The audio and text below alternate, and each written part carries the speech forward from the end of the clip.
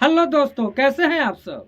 उम्मीद करते हैं कि आप सब बहुत अच्छे और स्वस्थ हैं। तो चलिए दोस्तों, आप लोगों के बीच एक बहुत ही शानदार गाना लेकर आए हैं, जो कि दोस्तों बहुत ही मस्त है और बहुत ही अच्छा है।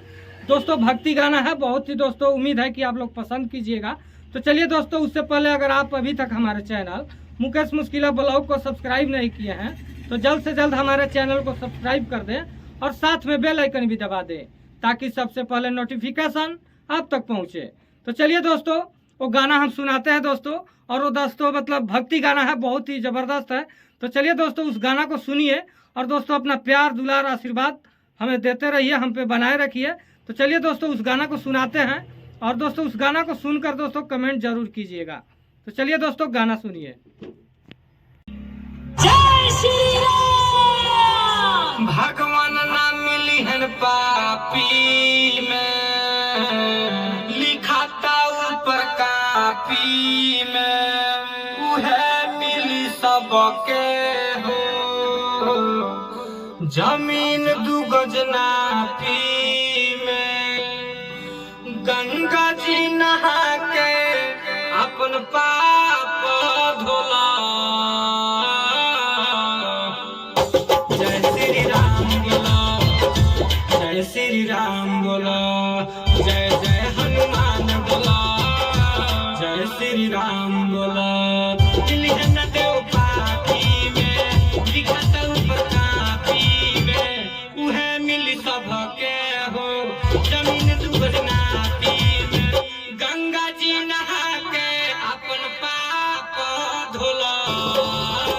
जय श्री राम बोला, जय श्री राम बोला, जय जय हनुमान बोला, जय श्री राम बोला।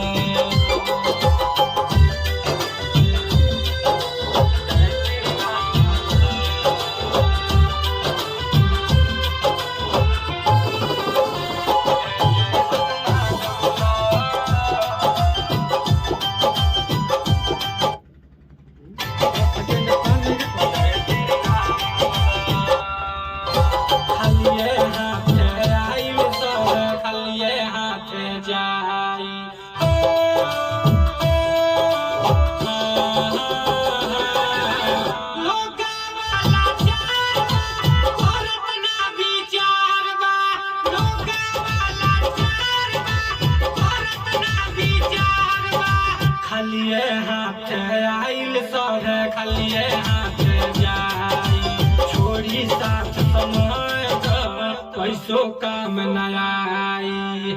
अयोध्या में चला भगती में डोला।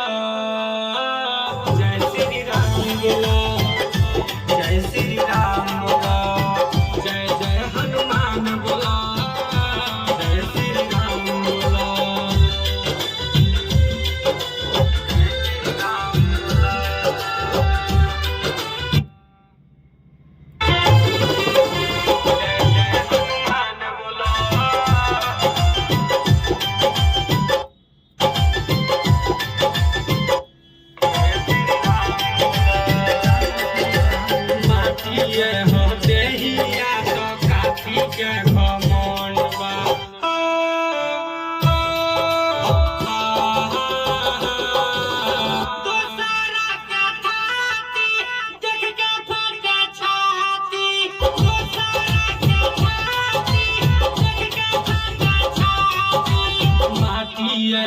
देहिया तो काथी के घमंड बा, लोभ लालच में करके लोगवा जिंदगी कैले झंड बा। बनले बारह आँख पर जवन पाटी खोला। जय श्री राम बोला, जय श्री राम बोला, जय जय हनुमान बोला, जय श्री राम बोला।